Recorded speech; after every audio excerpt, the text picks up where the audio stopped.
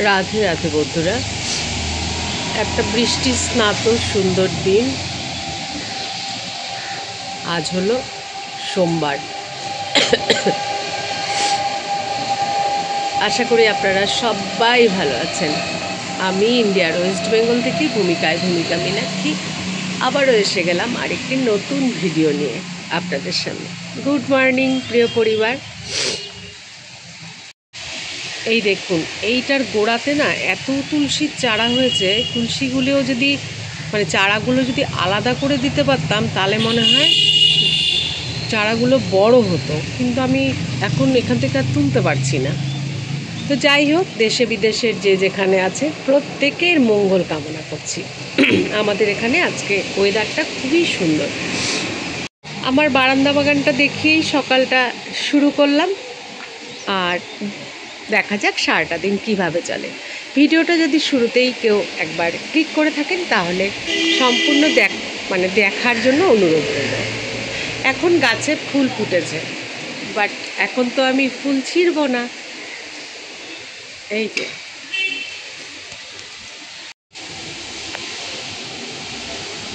তো আপনাদের ওখানে কি খুব গরম নাকি বৃষ্টি হচ্ছে? অবশ্যই এখন বৃষ্টি হওয়ারই ওয়েদার, এখন তো বৃষ্টি হবেই হিসাব মতো। তো গতকাল আমার খুব গরম লেগেছে, খুব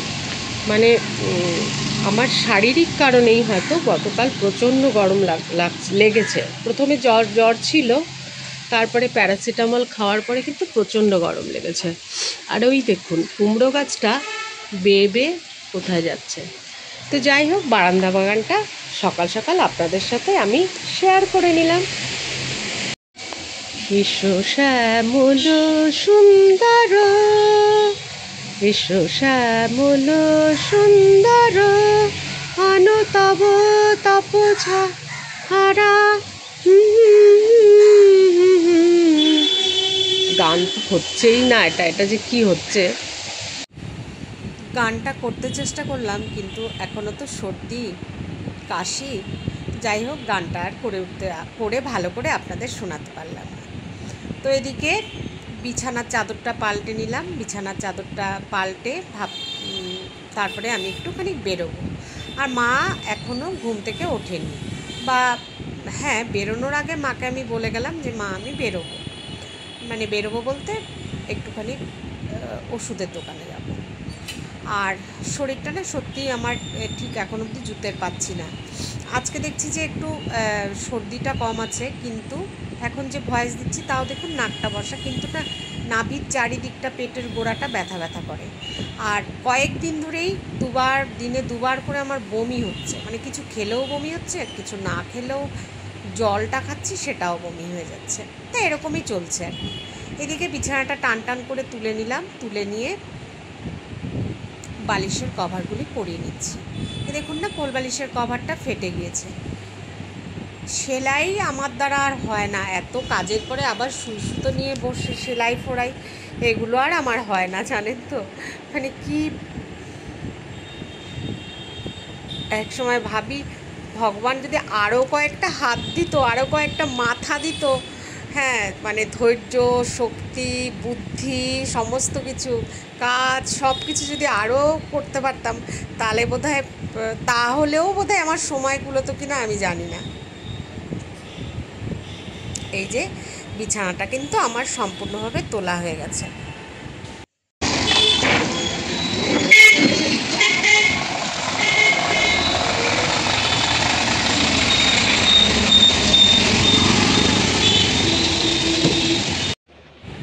চলে আসলাম ওষুধের দোকানে।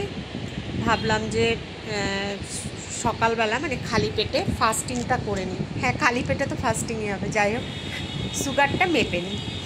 তো এদিকে সুগারটা মেপে নিচ্ছিলাম। আর আসার আগে আমি একটু ফোন করে নিয়েছিলাম, যেহেতু আমি অনেক সকাল সকাল এসেছি, যে দোকান খুলেছে কিনা। তো সুগার কিন্তু নর্মালি ছিল, আমার ফাস্টিংয়ে এসছে 96। তো ঠিকই আছে, নর্মালি আছে। 70 থেকে 110 নর্মাল, তো ঠিকই আছে। সুগার 96, খালি পেটেরটা করলাম। এদিকে ভাবলাম প্রেশারটাও মেপে নিই। তো প্রেশারটা মাপতে মাপতে কথা বলছিলাম আর প্রেশারটা মেপে নিলাম। প্রেশারটা একটুখানি কম আছে, 110/70। তো আমি বললাম যে এটা কি আমার নর্মাল আছে, নর্মাল নেই? তো বলল যে না, একটুখানি হচ্ছে তোমার সে আছে, মানে কম আছে প্রেশারটা। তো ভাই ঠিক হ্যাঁ, শরীর থাকলে তো অসুখ বিসুখ ইত্যাদি ইত্যাদি ইত্যাদি হবেই হবে, তাই না? এখন ভয়েস দিচ্ছি জানেন, এখন বাজে হচ্ছে 1:45। কত যে আমার কাজ এখনও আরও পড়ে আছে, আর নাভির চারিদিকটা ব্যথা করে যাচ্ছে। আমি কিন্তু তখন যখন গেলাম তখন কিন্তু আমার নাভির চারিদিকটা ব্যথা করছিল না, তাহলে একটু ওষুধ নিয়ে আসতে পারতাম। যাই হোক, এর মধ্যে আমি হচ্ছে খেয়েছি, কি বলে বলুন, যা ওআরএস না, ইলেকটোরাল, সরি ইলেকটোরাল, হ্যাঁ 1 প্যাকেট খাওয়া হয়ে গেছে। তারপরে অল্প একটুখানি লাঞ্চও করেছি। দেখা যাক কেমন থাকে শরীর, যা থাকবে সেটা তো আপনারা জানতেই পারবেন।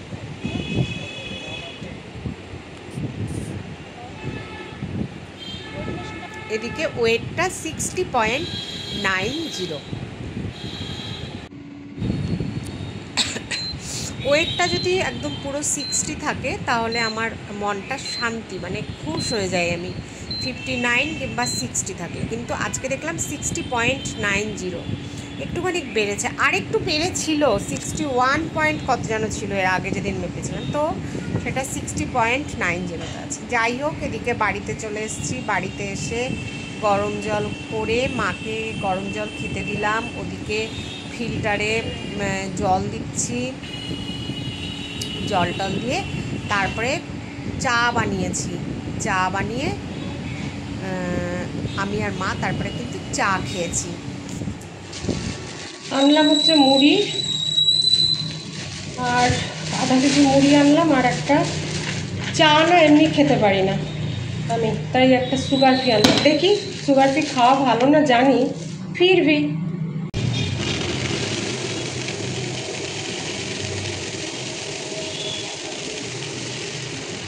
এই যে মুড়িটা চারদিকে পড়ে না, এটাই ভালো লাগে।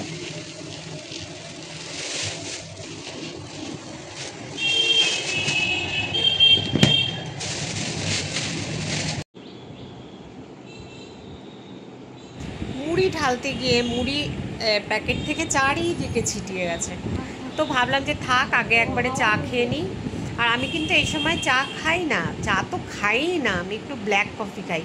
কিন্তু ওই যে সর্দি লাগাতে ভাবছি যে একটু চা খাই, তাই জন্যই ওই কিন্তু সুগার ফ্রিটা নিয়ে এসেছি। আমি জানি সুগার ফ্রিতে কার্বন থাকে, আমি সবাইকে বলবো আপনারা কেউ খাবেন না। আমার আগের ভিডিওতে আমি বলেছি আমি খাই না, একদম খাই না সুগার ফ্রি, কিন্তু খেতে পাচ্ছি না এখন মুখের এই অবস্থাতে, চা খেতে হবে জানি, তাই একটুখানি সুগার ফ্রি নিয়ে এসেছি। তো এদিকে আমি আর মা চা খেতে খেতে খাওয়ার টেবিলে কথা বলে নিচ্ছিলাম। মাকে দিয়ে দিলাম চা আর বিস্কিট, তারপরে তো মা অন্য কিছু খাবেনি।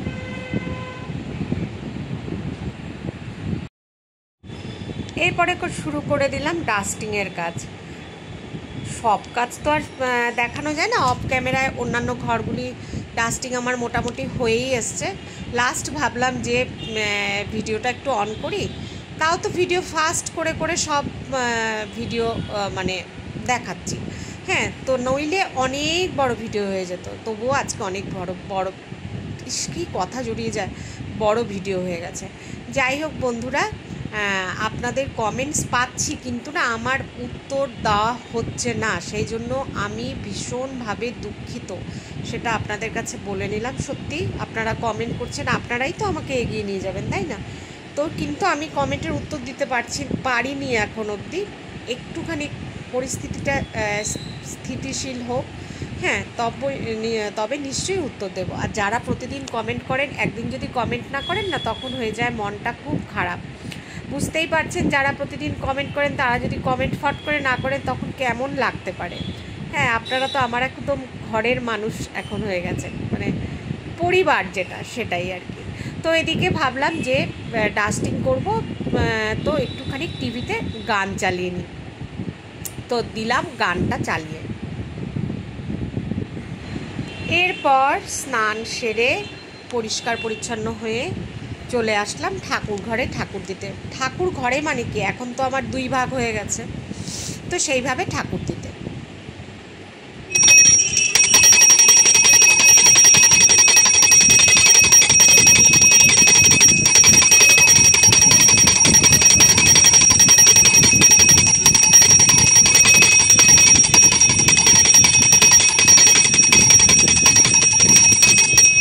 আবারও সবার মঙ্গল কামনা করে নিচ্ছি। এই যে 2 ঘরে ঠাকুর, মানে ঠাকুর ঘরে মায়েদেরকে রেখেছি আর মার ঘরে এখানে দেবতাদের রেখেছি। তো দেবতাদের পুজো হয়ে গেছে, আমি মানে দেবীদের মায়েদের ঘরটাও প্রতিদিন মুছে নিচ্ছি, খালি ঠাকুরকে স্পর্শ করছি না, এইটুকুই আর কি। মায়েদেরকে আমি স্পর্শ করছি না, কিন্তু আমি জলও দিচ্ছি, খাওয়ারও খেতে দিচ্ছি, মায়েদেরকে দিচ্ছি।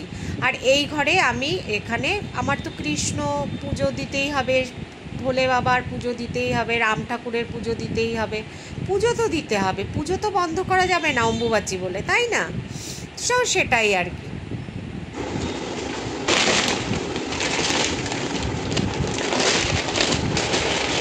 সারাটা দিন পরিষ্কার করে যাচ্ছি।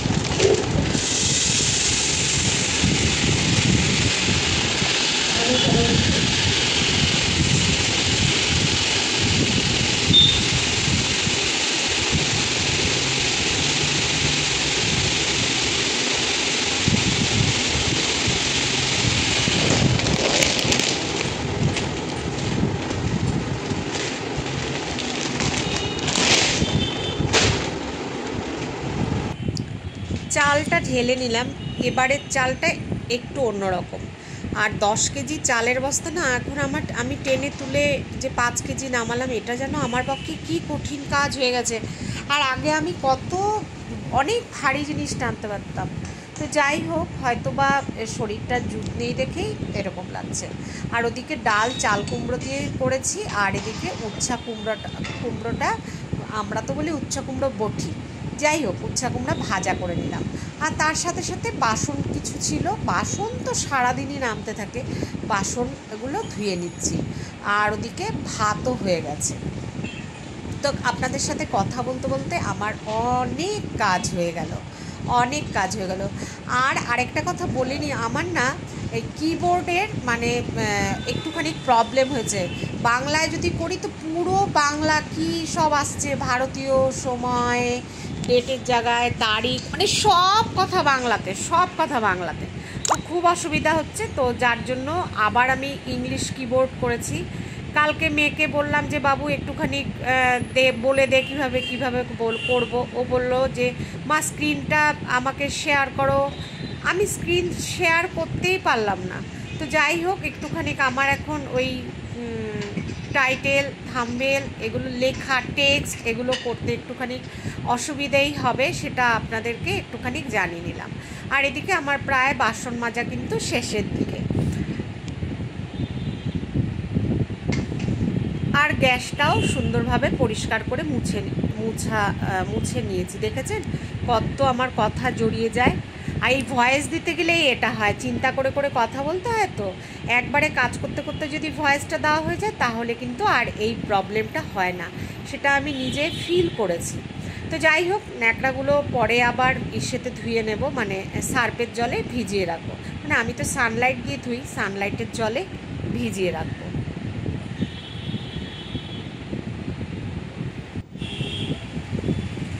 এদিকে আমি মাকেও বেলা হয়েছে, মাকেও খেতে দিয়ে দিচ্ছি, যা রান্না হয়েছে সেটাই। আর আমি এখন তো অম্বুবাচী চলছে, ডিম মাছ এগুলো খাওয়া হবে না, একদম সাদামাটা তো খাই, তাও দেখুন পেটের এই অবস্থা। যাই হোক, এদিকে আমার খাওয়ারও নিয়ে নিলাম, এই যে ডাল আর একটু উচ্ছে কুমড়ো বটি। তো বন্ধুরা, ভিডিও যদি ভালো লেগে থাকে অবশ্যই লাইক করবেন, কমেন্ট তো করবেনই, সেটা আর বলার মতো কিছু থাকে না। আপনাদের কমেন্টেই তো আমি উৎসাহ পেয়ে বারবার মোটিভেট হয়ে আবার কাজে ফিরে আসি। তো প্লিজ সাবস্ক্রাইব করবেন, আর পারলে যদি ভালো লেগে থাকে ভিডিওটি শেয়ার করবেন। তো আমি এদিকে খেতে বসে গেছি, আর ওদিকে মা বাথরুমে গেছে, বাথরুম থেকে এসে খেতে বসবেন। তো এখন আমি খাওয়ার খেয়ে তারপরে বাকি কাজ করব। আজকে এত দূর অবধি ভিডিও করেছি, দুপুরের খাওয়া অবধি। তো ভিডিওটি কেমন লাগলো অবশ্যই অবশ্যই জানাবেন, ঠিক আছে? আর আশা করব কেন, মানে এটা ঠাকুরের কাছে চাইবই, আশা করা না। সবাই ভালো থাকবেন, সবাই সুস্থ থাকবেন। আর ওদিকে মা আসছে, মা এসে খেতে বসবে, আমার ততক্ষণে খাওয়া শেষ হোক প্রায়। আর একটুখানি তো ডাল আর উচ্ছে ভাজা, এটা খেতে কতক্ষণই বা লাগে। কিন্তু ভাবি, আর একটা কথা ভাবি যে অসুস্থ অসুস্থ এরকম ভিডিও দেব না, কিন্তু ওই যে যখন যেমন পরিস্থিতি তখন তেমনভাবেই ভিডিও দিতে হয়। কি করব বলুন, এখন অসুস্থ তো ডেইলি ব্লগ করি যেহেতু, সেহেতু অসুস্থতাটাই দেখাতে হচ্ছে। আবার যখন সুস্থ থাকবো তখন সুন্দর সুস্থভাবে ভালো ব্লগ আপনাদের সাথে শেয়ার করব, তাই না? তাই না বন্ধুরা? ভয়েস দিতে গেলে কিন্তু অনেক কথা মনে হয়, এটা বলি সেটা বলি না। এক এক সময় আবার মানে কি ইউটিউবেই দেখি বলেন যে না, ঈশ্বরের সাথে কথা বলো, সব কথা সবাইকে বলো না, সব কথা ঈশ্বরকে বলো। ঈশ্বরকে বললে ঈশ্বর শুনবেন, ঈশ্বর আপনার কান্নাটা ঈশ্বরের সামনে কাঁদুন, ঈশ্বর সেটা বুঝবেন, আর কেউ বুঝবে না। কিন্তু তবুও আমি এত ইমোশনাল যে আপনাদের সামনেই কান্নাকাটি করি, আপনাদের সাথে অনেক কথা শেয়ার করি, এটা আমার ভালো লাগে, তাই না? তো ভিডিওর একদম শেষ সময় চলে এসেছি, আমার খাওয়া প্রায় প্রায় প্রায় শেষ। আর 2-3 চুমুক দিলে পরেই খাওয়া শেষ হয়ে যাবে। আর মা এখানে এখন খেতে বসছেন। মা ওদিকে খাওয়া দাওয়া শেষ করতে করতে আমার অন্যান্য অনেক কাজ মানে আমি করা শুরু করে দেব।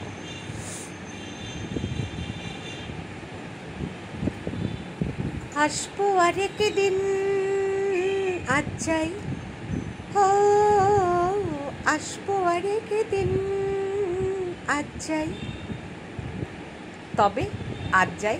আসলে গলাটা যদি একটু ভালো থাকতো আর একটুখানি গানটা করতে পারতাম। টাটা, বাই, সবাই ভালো থাকবেন।